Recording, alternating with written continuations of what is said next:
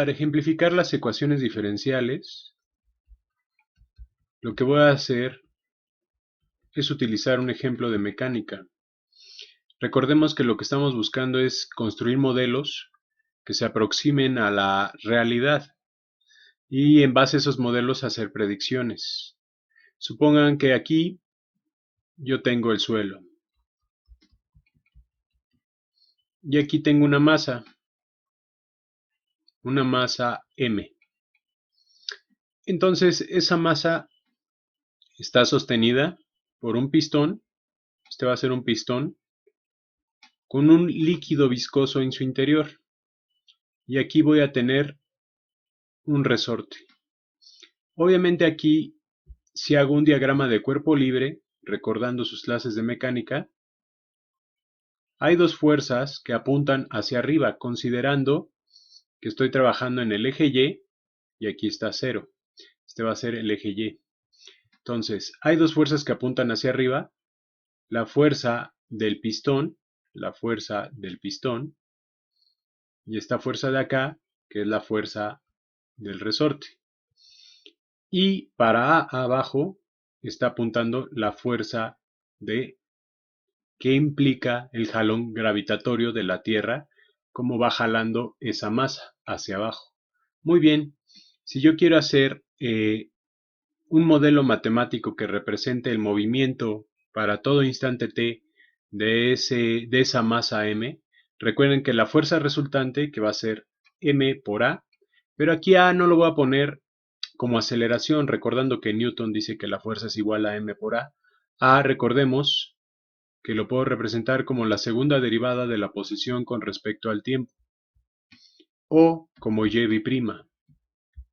Por economía, lo que voy a hacer aquí es ponerlo como y'. Esa va a ser la fuerza resultante. La fuerza resultante es la suma de todas las fuerzas. Entonces, dos fuerzas apuntan hacia arriba. La fuerza del pistón más la fuerza del resorte. Y hacia abajo, el peso. Aquí le voy a poner W.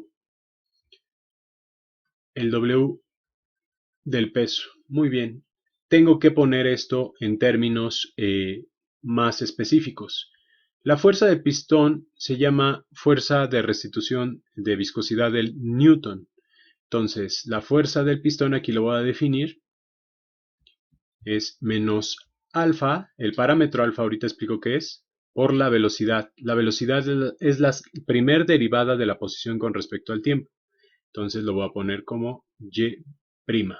Entonces la fuerza de restitución del pistón es proporcional a la velocidad de este objeto.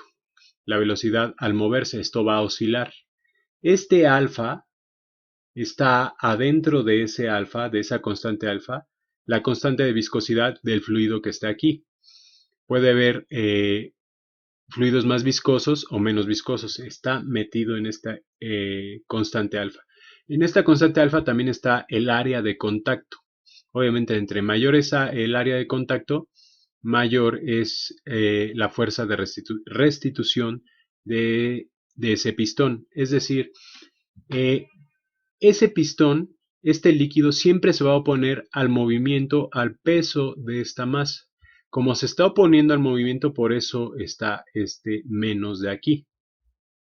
Entre más viscoso, esta alfa va a ser mayor. Entre mayor sea el área de contacto, más gordo el pistón, esta alfa va a ser mayor. Y siempre es proporcional a la velocidad de este objeto.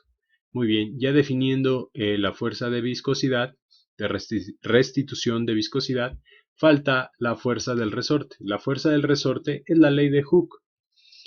Eso es menos K por la posición. La fuerza de restitución del resorte también es menos porque se opone al movimiento.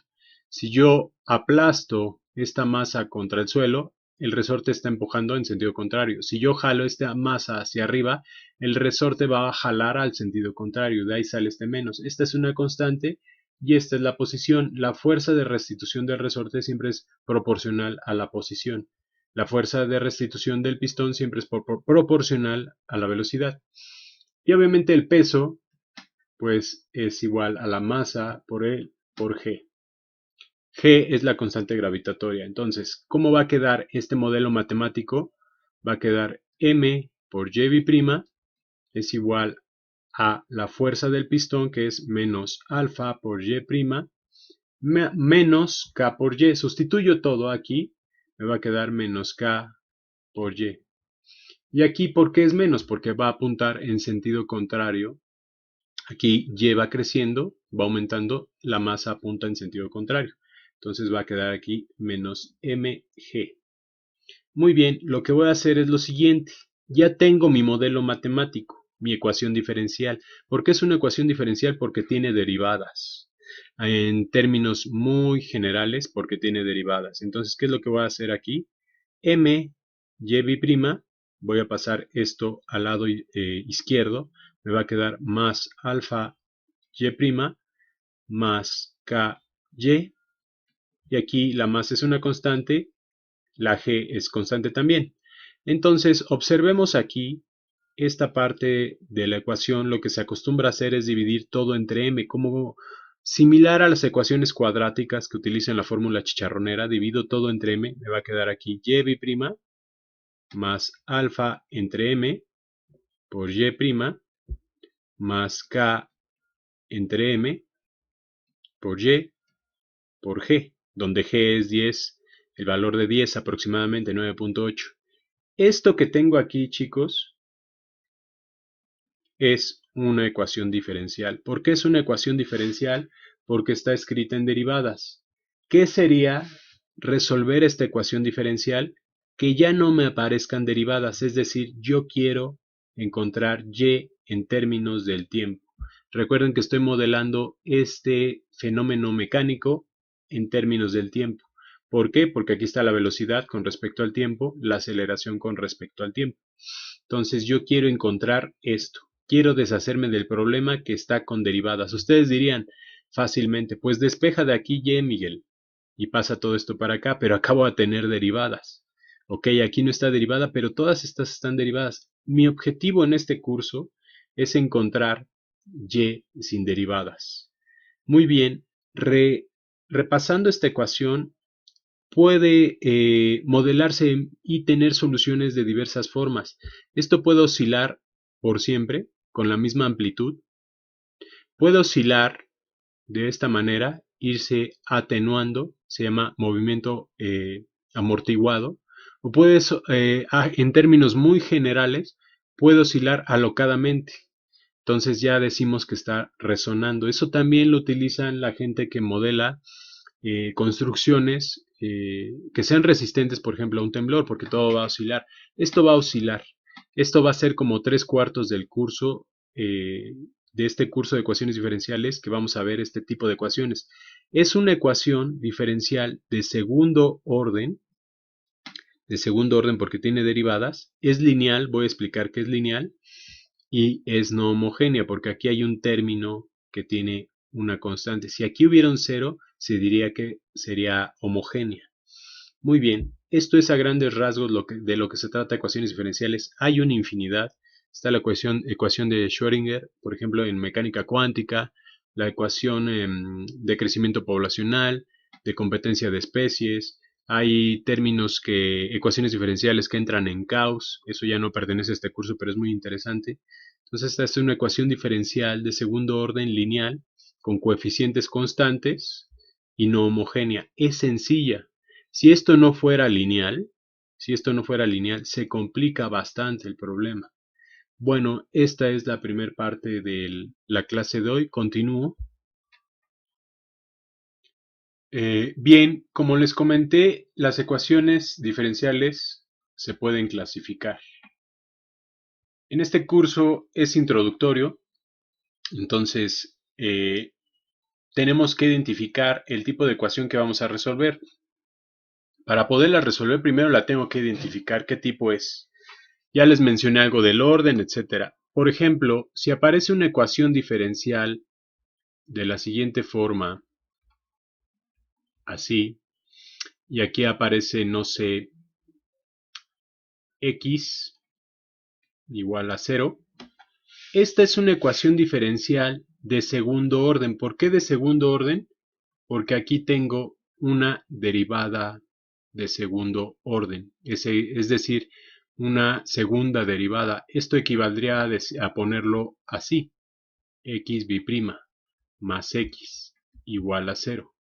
Entonces, si está primada la variable dependiente, aquí es x, y la variable independiente es t, es decir, x depende de t, en este caso, y está derivada a su segunda derivada, está aplicada la segunda derivada, entonces es de segundo orden.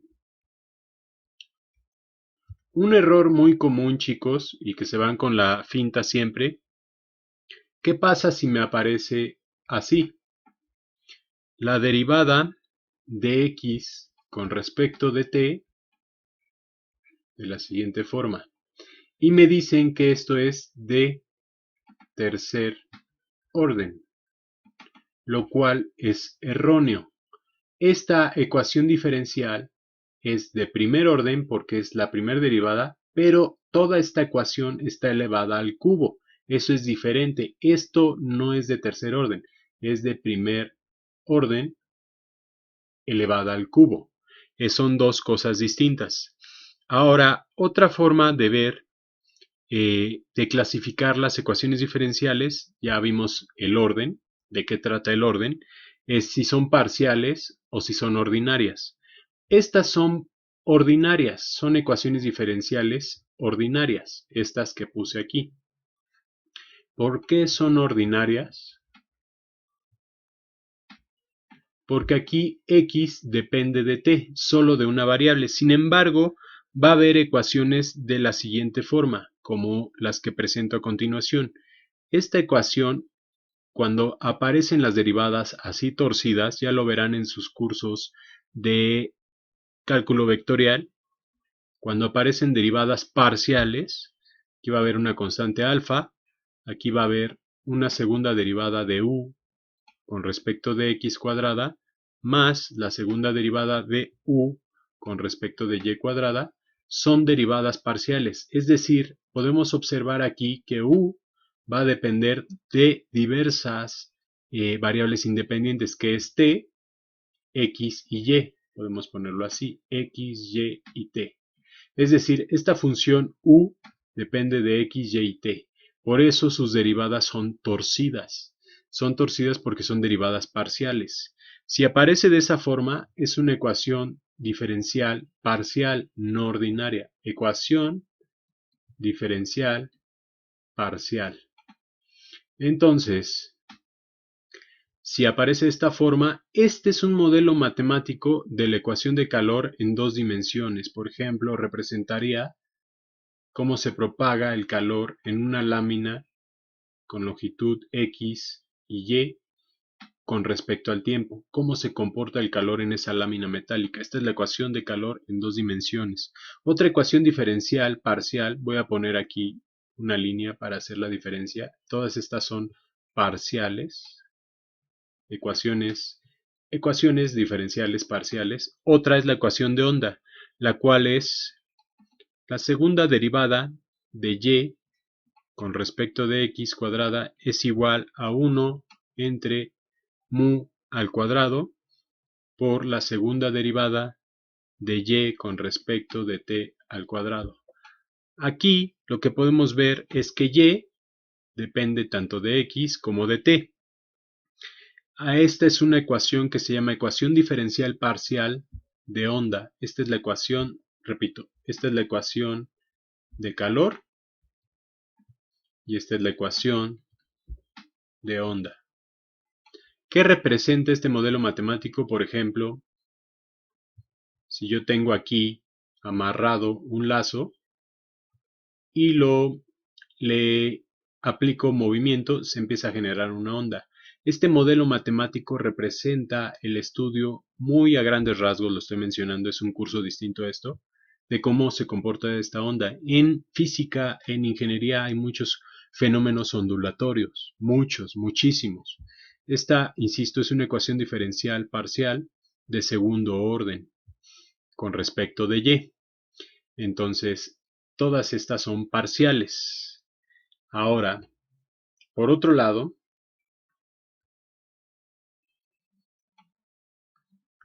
También tenemos ecuaciones diferenciales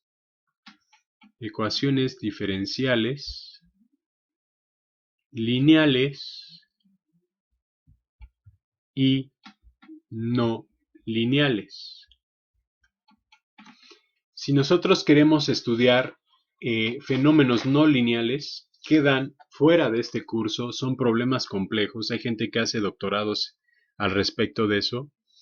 Si yo tengo una ecuación diferencial ordinaria de segundo orden, como la siguiente, ecuación diferencial de la segunda derivada de y con respecto de t al cuadrado más y al cuadrado, esto es igual, lo voy a escribir bien, igual a 0.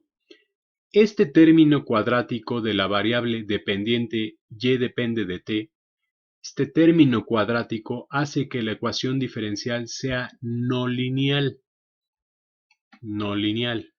Otra forma, otro ejemplo sería el siguiente, la segunda derivada de y con respecto de x al cuadrado más seno de y.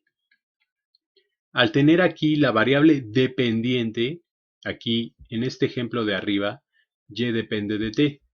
En este ejemplo de abajo, y depende de x.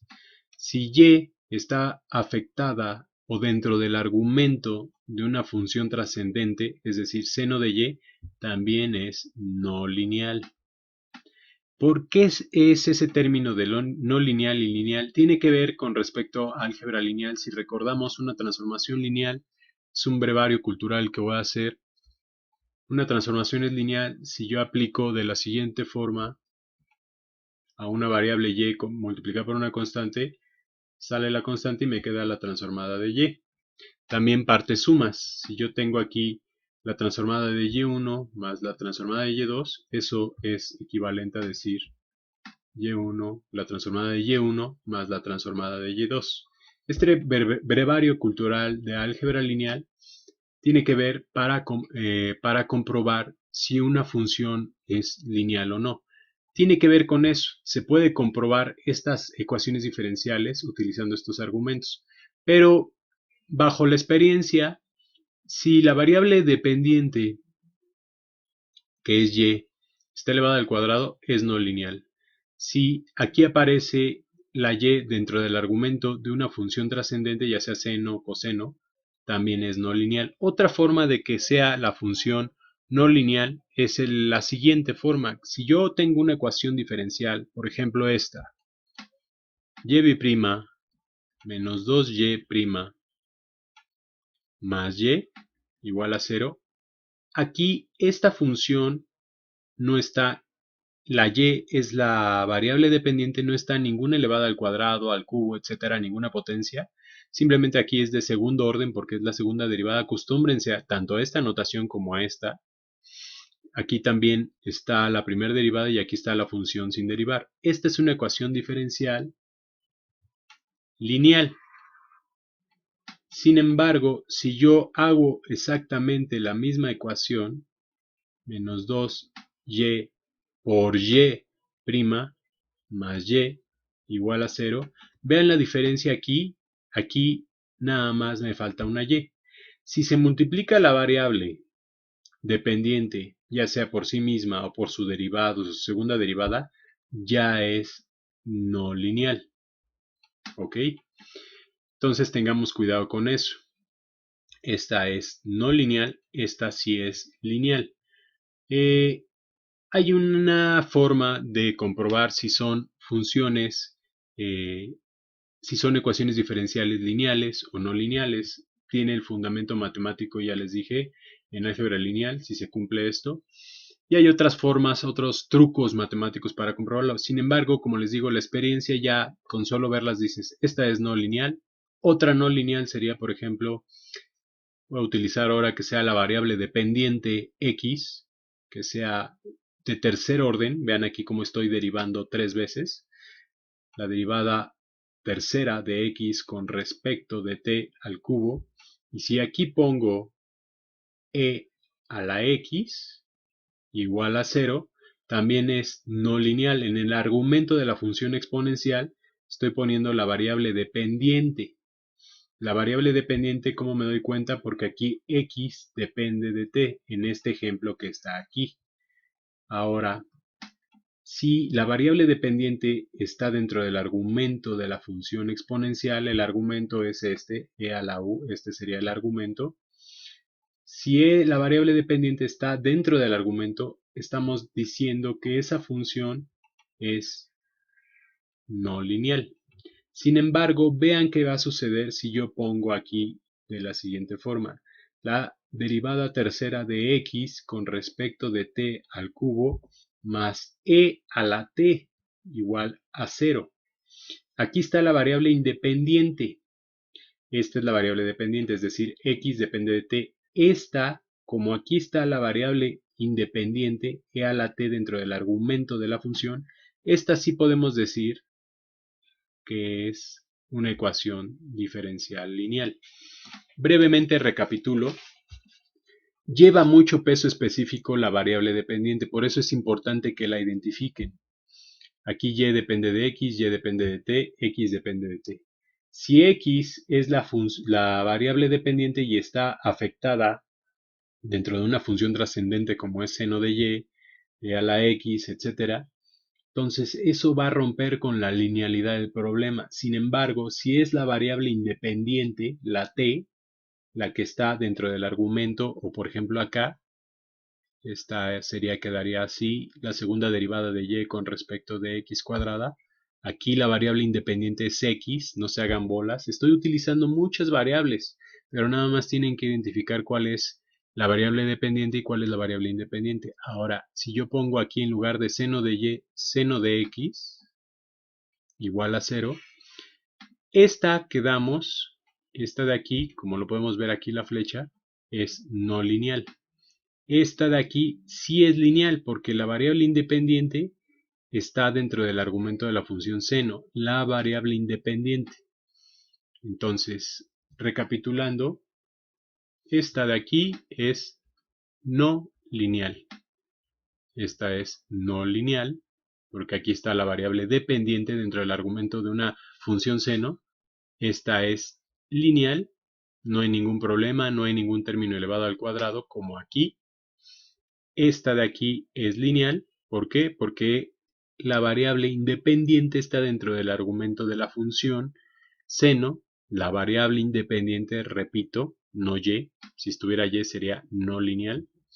Esta de aquí, al ser esta la variable, vean aquí cómo cambia. Aquí esta es la variable independiente y aquí es la variable dependiente porque x depende de t. Si está e a la x y siendo esta la variable dependiente, entonces esta es no lineal. Sin embargo, si está al revés con la variable independiente, entonces esta sí es lineal. Sé que parece trabalenguas, pero es así. Y también sucede que rompe la linealidad del problema si se multiplica la variable dependiente por sí misma, como está aquí, por su derivada. Esta de aquí es no lineal, porque se está multiplicando. Vean aquí cómo por una y que ponga aquí ya rompo la linealidad. Lineal, no lineal. Este curso, este mes, vamos a ver ecuaciones diferenciales lineales. Pero hay una noticia fuerte. Casi todos los fenómenos son no lineales. Por eso hay doctorados en ecuaciones diferenciales, porque son muy complejos los problemas no lineales. Esto es un breve resumen de linealidad y no linealidad dentro de las ecuaciones diferenciales. Continúo.